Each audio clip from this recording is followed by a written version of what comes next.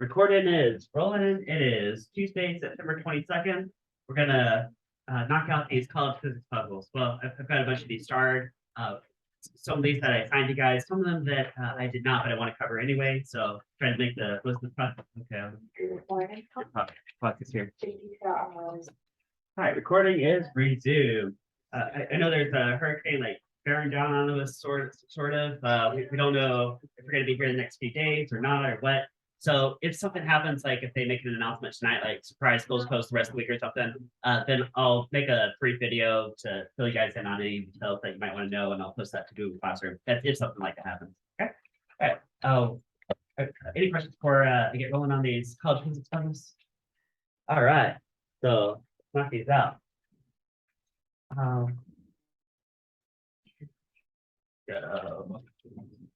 Okay. Number 15 right here. After falling from rest from a height of so many meters, a ball with some mass rebounds upward, reaching a height of some other height. If the contact time between the ball and the ground was, ooh, look at that, 2.0 ms. Right now, guys, how do you read that? That's 2 what? Milliseconds. And milli, that's 1,000. So we're looking at 2,000ths of second. It's at 0.002 seconds. Well, what's the average force exerted on the ball? Right. I'm going to change this from average force to average net force, just like ignore the weight of the ball. Just to simplify that a little bit. All right, so we got number 15. Okay, maybe I'll change the numbers a little bit in case you want some extra practice. Of course, you guys know all these solutions are already posted. So if you want the textbook numbers, and then the solutions, you can see, oh, okay, now there's a second example of this. Okay, so what if I have a ball? I'll give this a mass of, say, 0.45 kilograms. I think it's what a baseball is, right? 0.45 kilograms. Drop this. Let's say H drop is like 9 meters. Okay, and then boing, let's say H rebound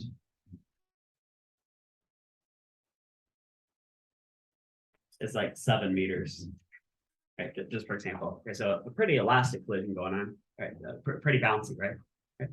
All right. So, and I need to throw in one more detail. I'm going to say delta t, like the time interval of this collision right here. Bam, hit the ground. Okay, let's call that maybe 3.0 milliseconds. So it's milliseconds, right? Okay, so it's the same thing as 0.0030 seconds. Same thing. Okay. All right, so there's our setup.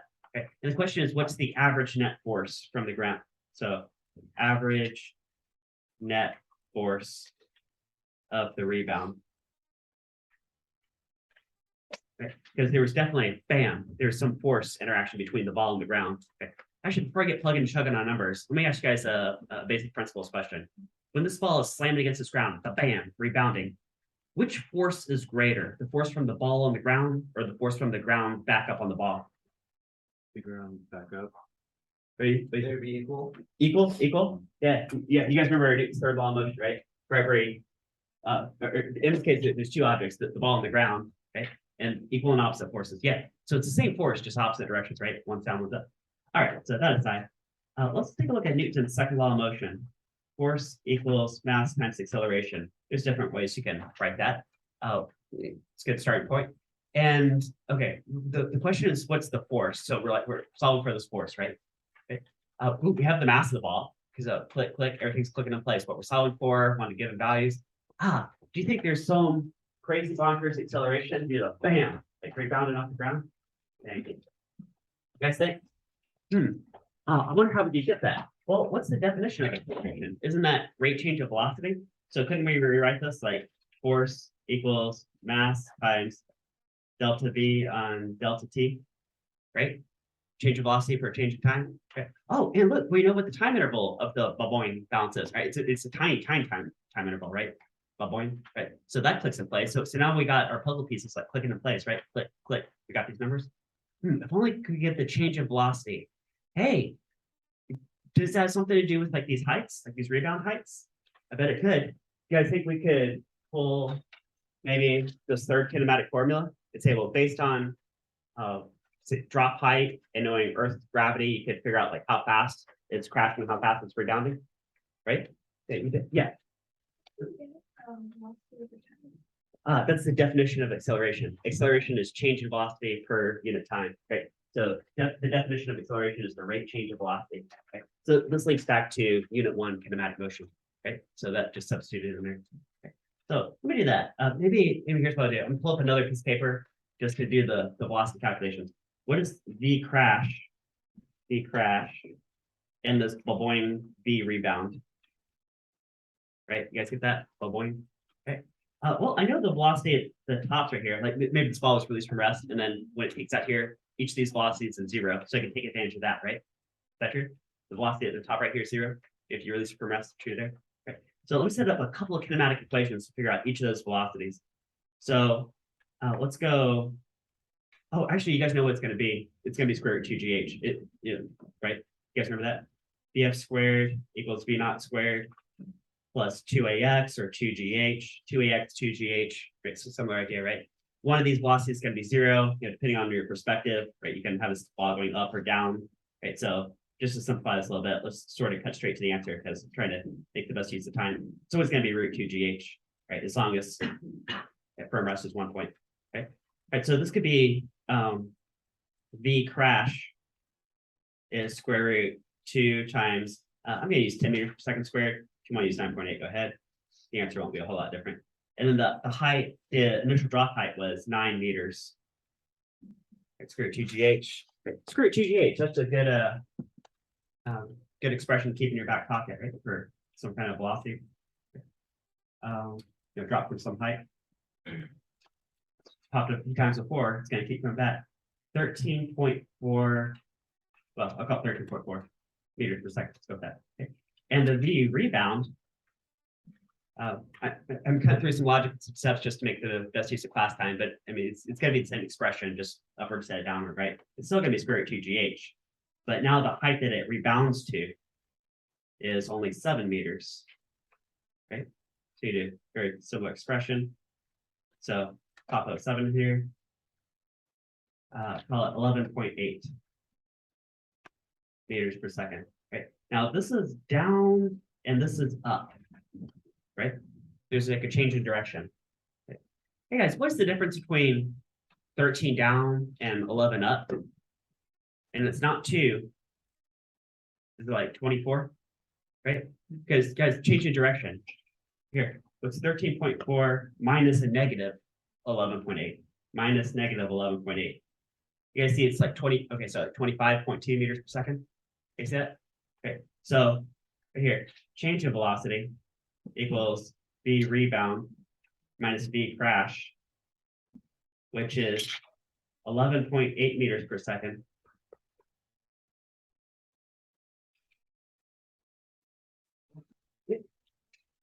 Minus a negative 13.4 meters per second, and that is 25.2 meters per second, right?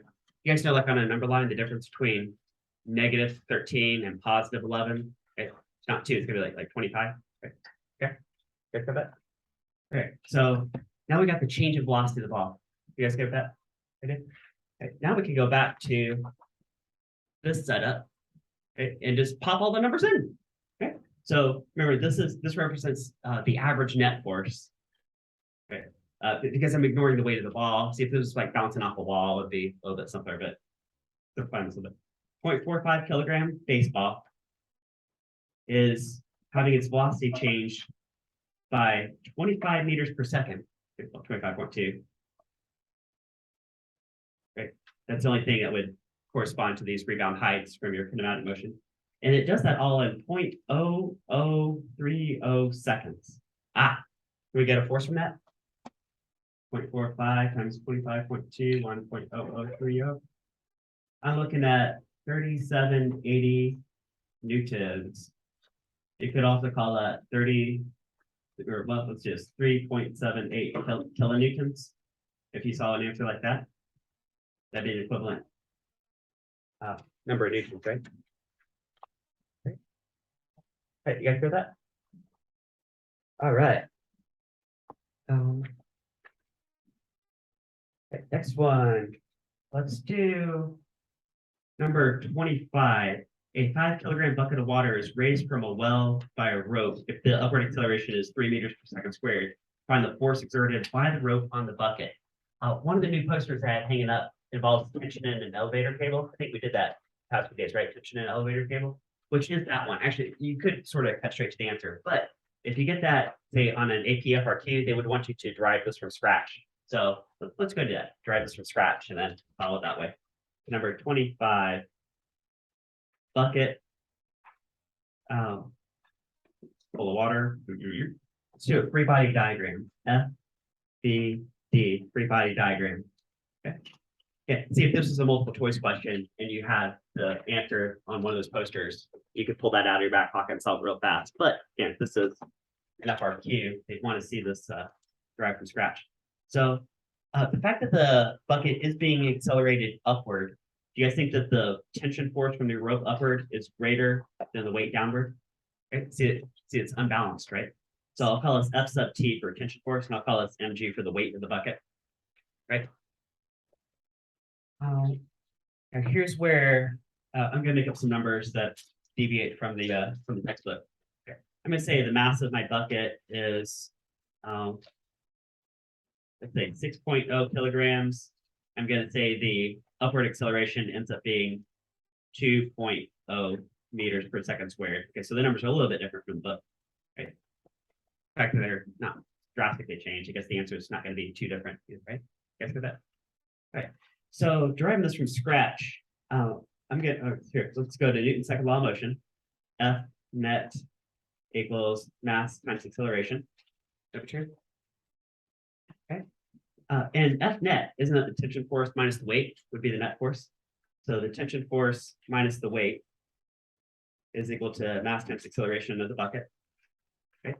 And the question is, what is the force exerted by the rope on the bucket, which is this guy right here? That's the tension force. That's what we're solving for. And you guys see we have all the other numbers? Like, you know what the mass of the bucket is. You know the acceleration because they told you the resulting acceleration. Okay. And you also know Earth gravity. So you can just pop everything in. You see everything there? Okay. Now, what I'll do here is rearrange this and get that handy dandy formula on that poster in front of you guys. Tension force is mg plus ma. And if you want to factor out the mass of the bucket, it could be like g plus a. Okay. Remember, this is for an upward accelerating bucket. If the bucket was accelerating downward, there'd be a little slack in the rope. You actually have g minus a, right? If you went back and resolved it. So we can just pop in some numbers. At this point, you get the answer. I've got a 6 kilogram bucket. We're in a gravity field of 10 meters per second squared. And the net effect is producing an upward acceleration of 2 meters per second squared. Okay. Meters per second squared, meters per second squared, same units. I can add those together. That's okay. Okay. That's one of those little checks that you're doing along your mouth, right? Make sure you only add together like units. Right. You can multiply together different units, but adding and subtracting, you have to be the same unit. So that's 6 times 12, isn't it? Right, 72. The tension force is 72 newtons. Bam, just like that. All right. All right. While you guys are digesting that, let me start from knowing what the answer is, because we just got it. Okay. And look at this problem in reverse. Okay. If this is a 72 Newton force here, and the weight is only 60 newtons, because 6 times 10 is 60. Let's see what that would be. What is 72 up minus 60 down? You guys see that's a net force of 12 newtons, right? 72 minus 60 is 12, right? And let's say I got 12 newtons acting on a mass of 6 kilograms. Hey, look at that. Guys, what's 12 newtons divided by 6 kilograms? 2 meters per second squared, right? So you can check your answer. Like, okay, yeah, that totally checks out. You guys that too? All right, you guys get it? All right, any question? All right, so one I've been wanting to hit is this this inclined Atwood. You know what? Now I'm looking at the Sestui incline. Let me check this one over here. Does this one have a friction? Yeah, number 54 has a friction in it. But actually, let's do 54 instead of 28, because 54 is a little more complex. because there's some friction in there. Okay, all right. See, do I want to? Yeah. Go ahead and tackle this. Right.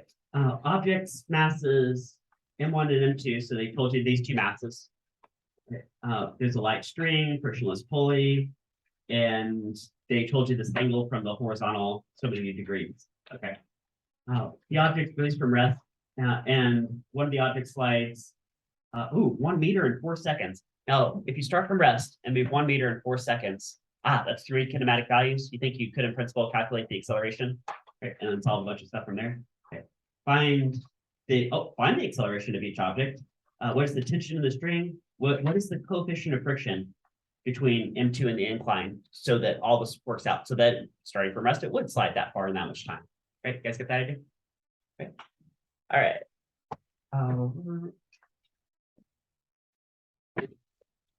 I do. Check something here. All right. 54.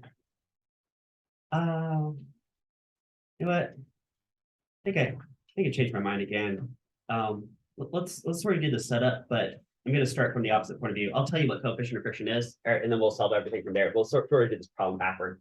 Okay. Okay. Of course, you guys have the solutions to this exact problem. This in Google Classroom, so you have a few more practice if you want it. Okay. Let's have. I'm going to throw in a 36.9 degree angle. So you guys know we have a 3, 4, 5 right triangle set up. Okay. Throw a pulley right here. Okay. So it's going to be similar setup, just a little different than what they're giving you there. Okay. We're going to put a big old mass on the incline. Okay. So that's definitely going to accelerate clockwise to connect these guys with the string, of course. Like that. Right. Is that okay? Okay, let's throw some numbers in here, and yeah, let's go and solve with numbers instead of variables. Let's call this mass equal to, let's say 3 kilograms, and I'll call this mass equal to, let me think how I want to do this. Let's go 7 kilograms. Right, and I'll tell you that the coefficient of friction between these two surfaces right here, let's say coefficient of kinetic friction, so that it's sliding. Okay. Let's call that 0.10. Okay. Okay. And I want to know, what is the acceleration of the system? Acceleration. And what is the tension in the string? Okay, we're going to find those two things. All right, so a little bit different than the book set up, but if you can solve this one, then you can solve theirs. All right, you guys got that? Yeah. Oh, yeah. All right, so you guys know one of the first things we're going to do definitely is introduce a Cartesian system that runs parallel perpendicular to the surface of the incline. Okay, and we're looking at the subscript B there. We've got mass A and mass B, right? This mass B, we're going to say, well, what forces are on that, and put them in terms of that coordinate system. In mass A, well, it's a little bit more straightforward. There's the tension up and the weight down. Okay. Okay. Let me break out some pink ink, and let's put these force vectors on here. Let's start with mass A. Mass A looks more straightforward. I'm going to say that mass A has a weight acting down. Just to simplify this a little bit, let's go ahead and just pop in some numbers. Guys, how much weight? How many newtons? 30 newtons. You guys all see 30 newtons, right? Because Earth's gravity is 10 meters per second squared. Right, 3 times 10 is 30. Is that okay? Mg, right? Mg is 30 newtons. Okay. And I'm pretty sure the way this is set up that there's going to be a greater tension pulling up, which is going to drive this whole thing clockwise. Okay. Okay. So let me make that assumption, and I'm going to say, I'll call this F sub T, the tension force. Okay. Is that right? Okay. Now let's switch over here and look at this block. Okay. So this guy has a huge downward force. This is going to be mass of block B times G is 70 newtons. Do you guys see it has to be 70 newtons? Right? 7 times 10 is 70. Right? Okay. Okay. Now, here's where I'm gonna go ahead and just right away split that into components, okay? Because in terms of that rotated Cartesian system, that 70 newtons is partially pushing the block into the incline and partly pulling the block along the incline. You see right now I'm holding my roller parallel to the surface, right? I'm not holding this for bing, bing. Can you guys see that? Parallel to the surface, right? Okay. Which is going to give me a nice right angle right here where these two components come together. There's my right angle. Okay, you guys got a right angle right there? Okay. All right. And you guys know if this angle is 36.9 degrees, what's this angle right here? 36.9 degrees. Okay, is that right? Okay. Now, you guys know that that's going to correspond to a 3, 4, 5 right triangle, right? Okay. So, just to save us a little time, if this whole magnitude is 70 newtons, say, wouldn't this be 3/5 of that, and this would be 4/5 of that, right? Let me go ahead and write that out. This is 70 newtons times sine of 36.9 degrees, but I know what that's going to be. 70 times 3/5 is 42 newtons. 42 newtons. Let me circle that. That's going to be an important component. Okay. And then this one's going to be 70 newtons times cosine of 36.9 degrees, which is a 4/5 ratio, 56 newtons. We circle that. That'll be an important middle step later. Okay, is that all right? Okay. Hey, what's the normal force on this block equal to? 56 newtons. There you go. So that's still MBG cosine theta, but you guys see that's definitely going to be 56 newtons going on, right?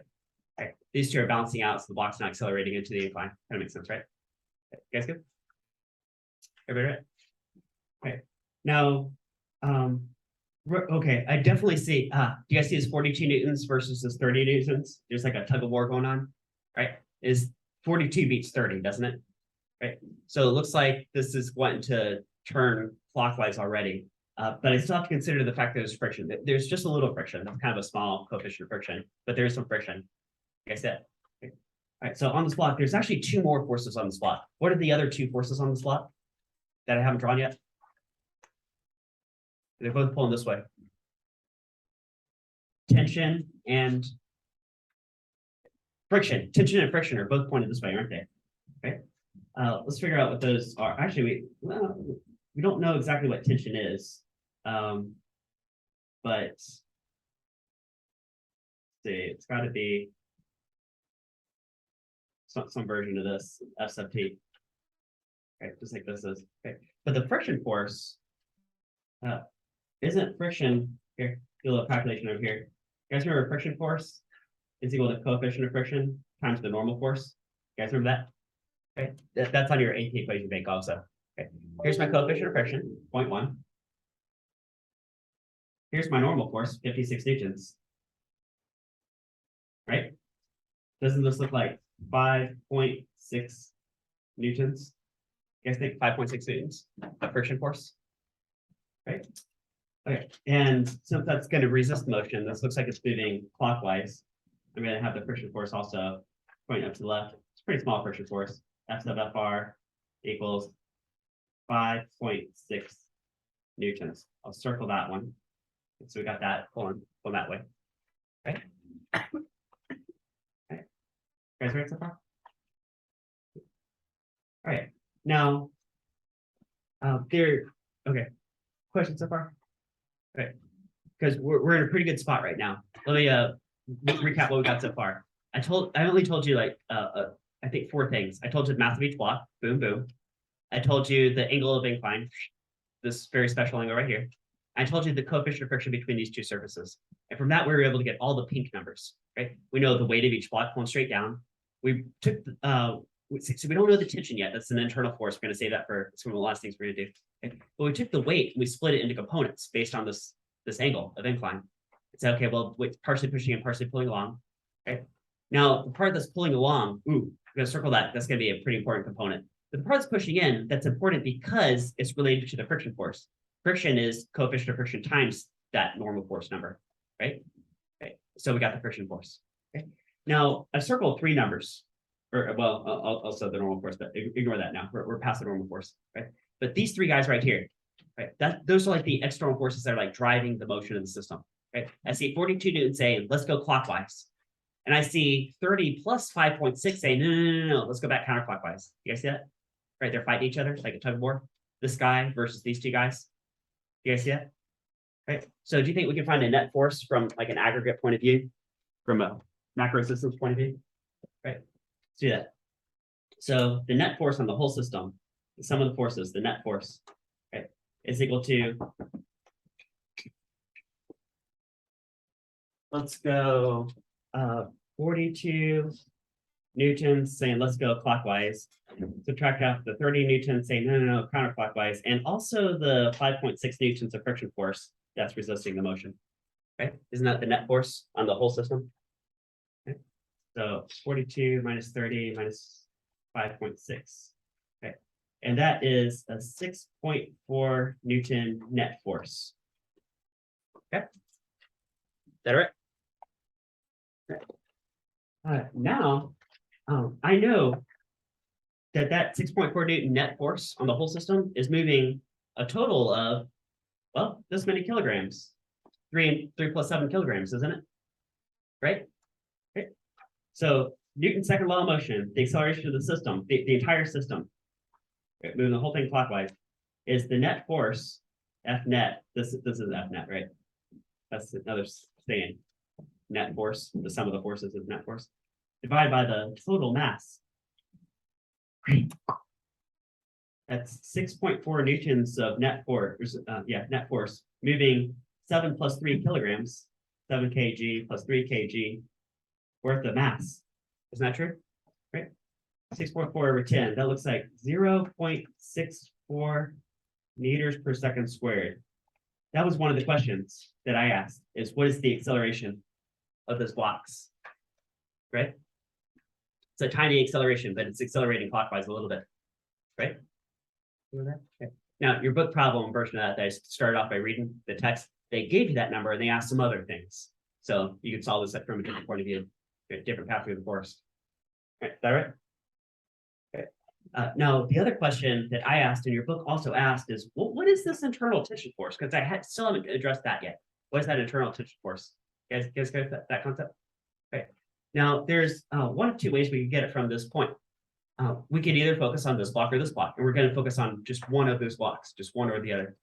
Okay. I like the one that's just hanging vertical because that looks more straightforward. There's just two forces, very simply, the unknown tension force and the weight. Right? You guys get that? So we can just focus on this guy and get the answer, but we could really focus on either block and we're going to get the correct answer either way. Right? Okay. All right. So let's just focus on the block that's hanging, and we know what the net effect is, the acceleration, right? And we just need to figure out what is the other force that's driving that motion. So I'm going to just focus on mass A, which was given as being 3 kilograms. Okay. And let's do the free body diagram on this guy. Okay. Well, I know it's got a weight acting down, mg, 30 newtons. We've known that from the start. In fact, we already used that number. Okay. What we haven't quite figured out yet is what is this tension force, F sub T. We know it has to be greater than the weight because it has to be driving this block up. Okay, see, you guys see what I've done, right? I've just taken this part of the picture, take a snapshot and just cut it out right here.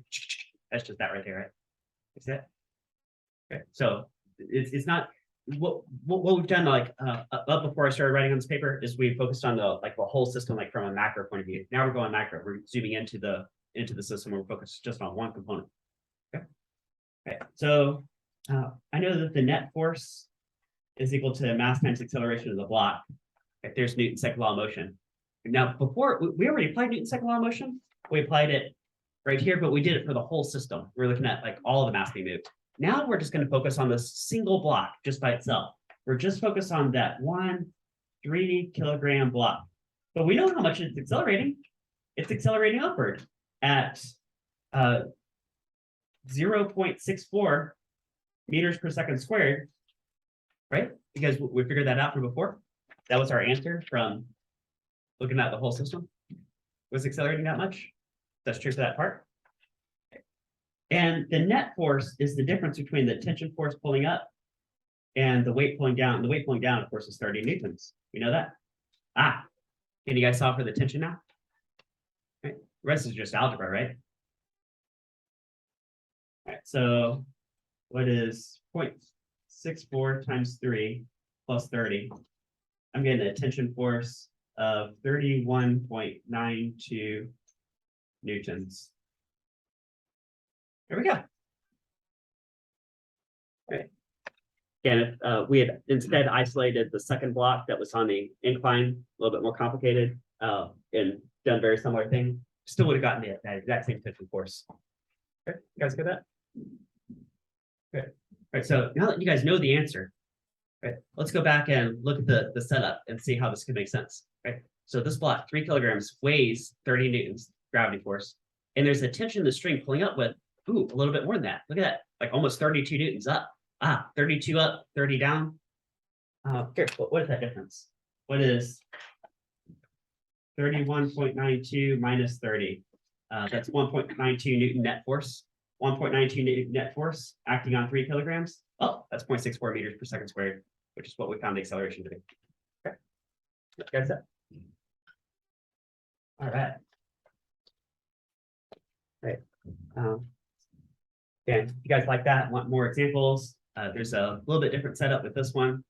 Right. And then there's an even simpler version for number 28 because there's no friction on number 28. So it's even simpler. Yeah. If on a free body diagram, if the tension forces are internal, are we still expected to draw them? Yeah, I would draw them. Right. There's technically 2 different free body diagrams here. There's one for this block and one for this block.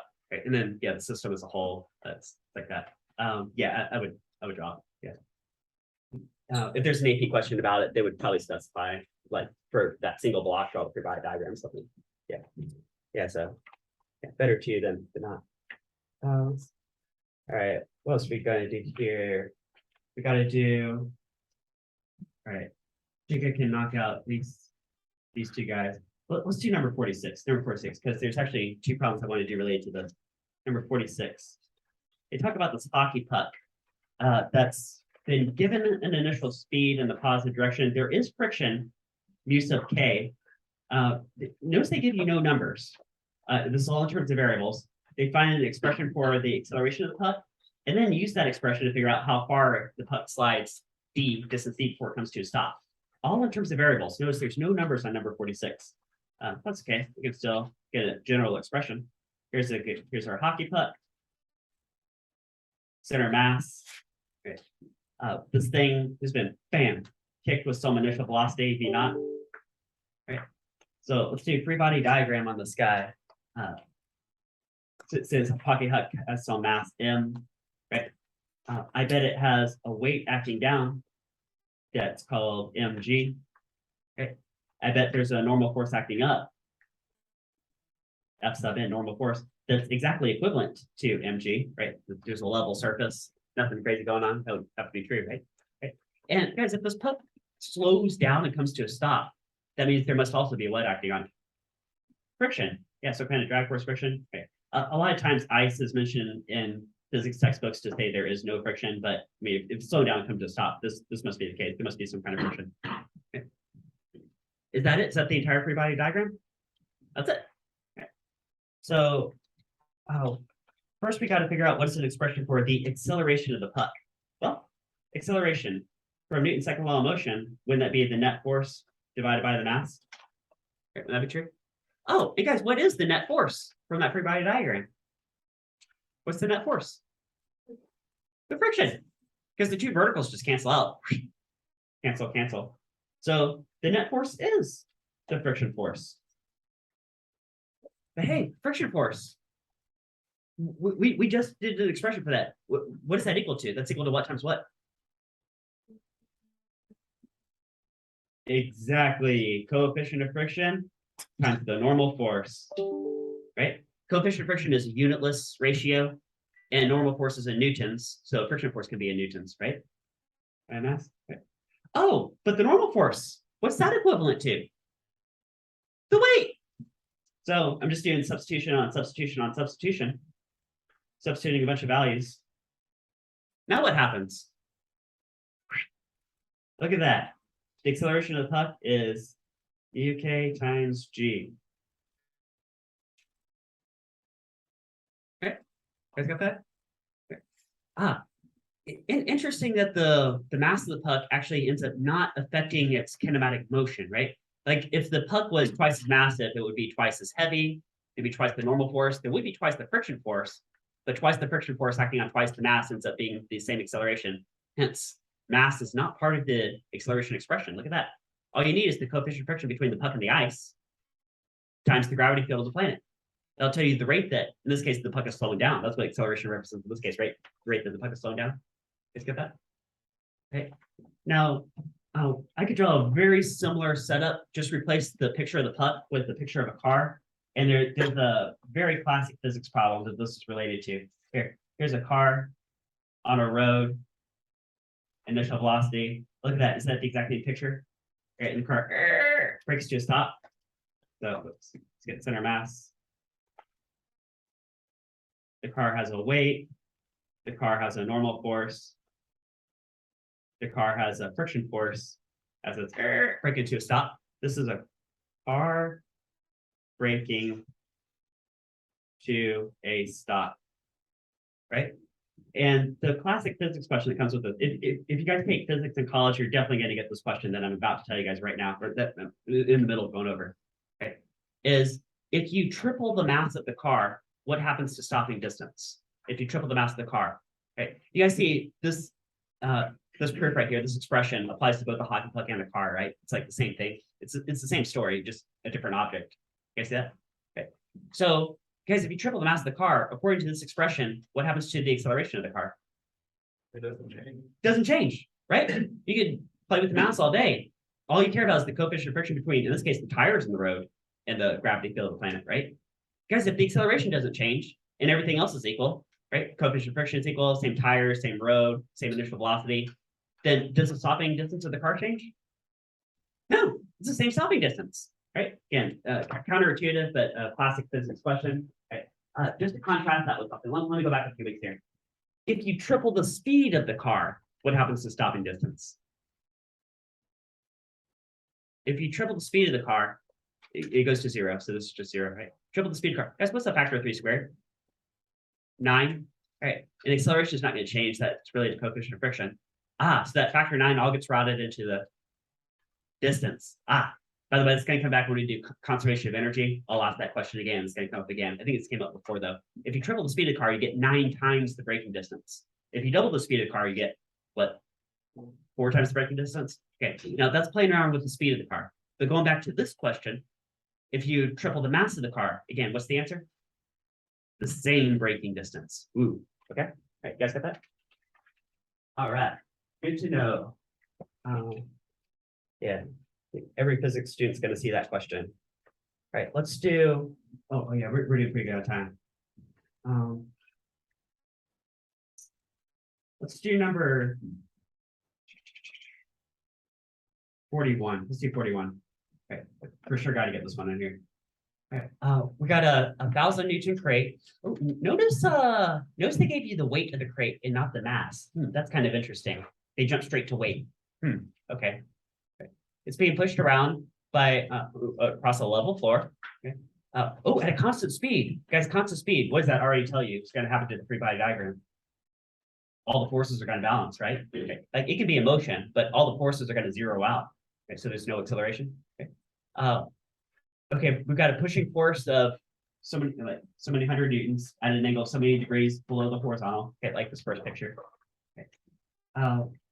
What is the coefficient of kinetic friction between the crate and the floor? Okay, and then they say if, and they change it for the second part. But let's just pause right there and answer this first part. Okay. All right, so we got ourselves a crate. On this level floor. So floor. Okay. Let's do free body diagram. What number was it? 41? 41. Oh, zoom out here. Let's do this. Okay. Let's do a free body diagram. FBD, free body diagram. Okay. I need to pick up some numbers here. I'm gonna say the mass of my crate is, I'm gonna go with 120 kilograms. So that the weight is about 1,200 newtons, pretty close to the book, a little different. Okay. And let's say the pushing force is, what they'd go with. Okay, I'll go with, say 250 newtons at, say 30 degrees below horizontal. Okay, so there's like the given information, right? And it changed the numbers a little bit from the textbook. So you guys have one more practice example if you need one. Okay, right, so what's going on? Label some forces on the sky. Well, see, I know that the this block has a weight acting downward. Okay? In fact, they directly gave that to you. So I'll just go ahead and pop it in right here. It's just I'm saying 1,200 newtons. The book said 1,000 even. Okay, you guys get that? So many newtons of weight. Okay. Now, usually at this point, I'd say, well, the normal force must be balancing that out. But in this case, that's not going to be true. Okay, because we're also sort of pushing down-ish. Right? Is that true? There's like this extra pushing force. Got it. Kind of like this. Well, no, this could be exactly to scale, but you guys get the idea, right? At 30 degrees below the horizontal, okay, I've got a pushing force of 250 newtons pushing down at 30 degrees. Is that true? Okay. Now, can I split that into components and say that pushing down at 30 degrees below the horizontal, that's kind of pushing across. Actually, it's mostly pushing across, right? But also it's kind of pushing down at the same time. Get some components going on. Notice I dashed those components, right? Okay. If you make them solid on enough RT, then AP will not give you any points. Okay. So I dash those components, right? Okay.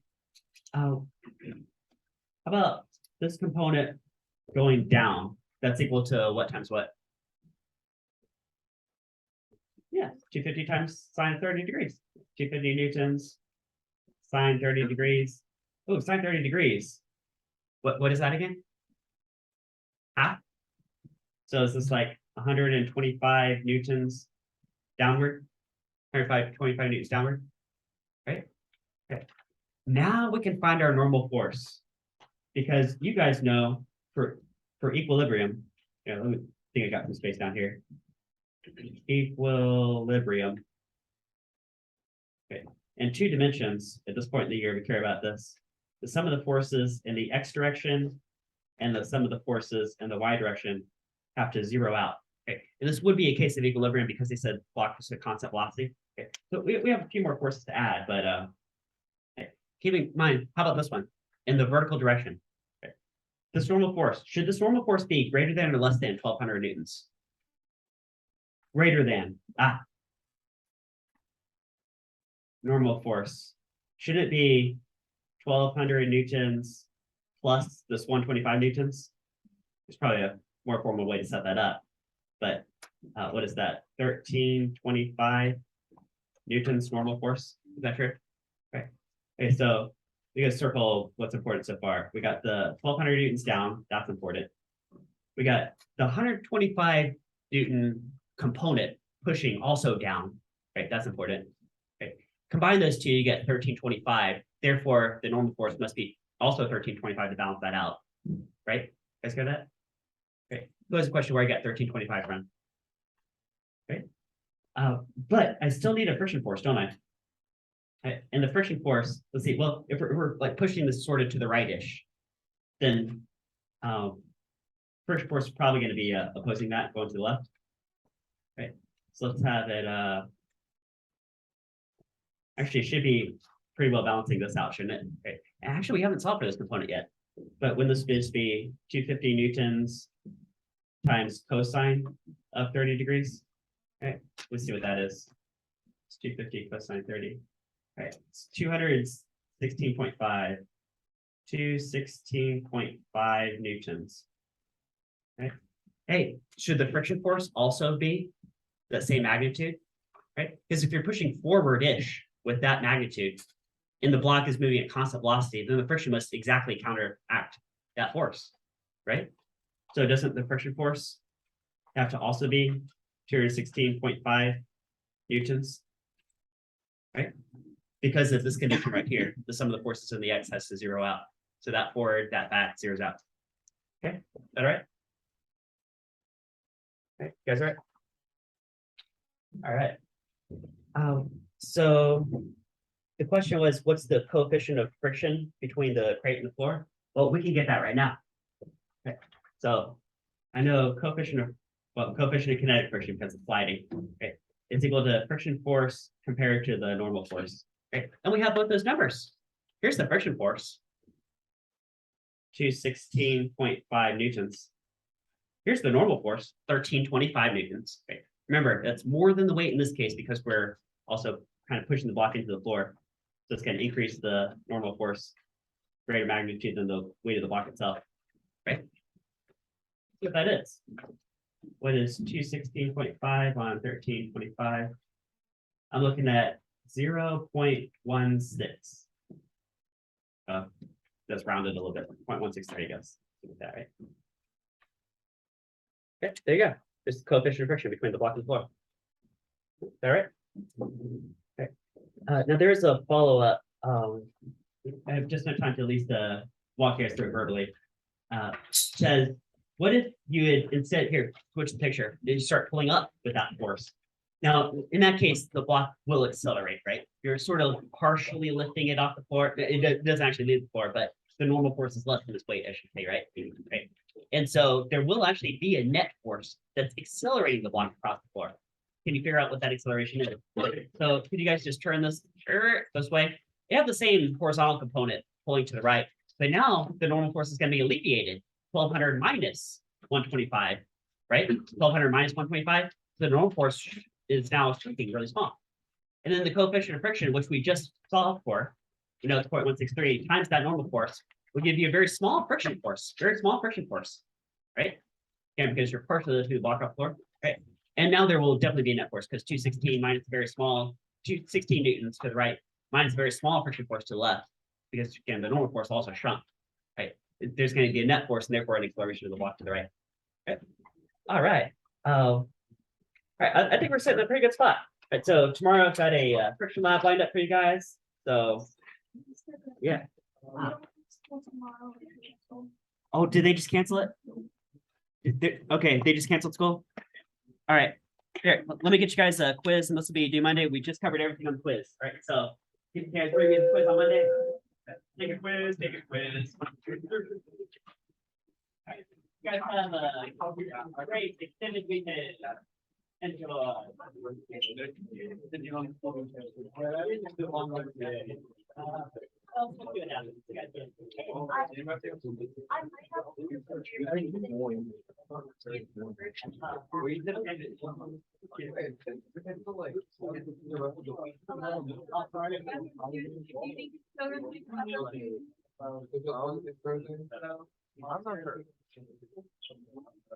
Well, yeah, it's probably going to be new by fall, but like, yeah, I'm gonna. You ready for the next question?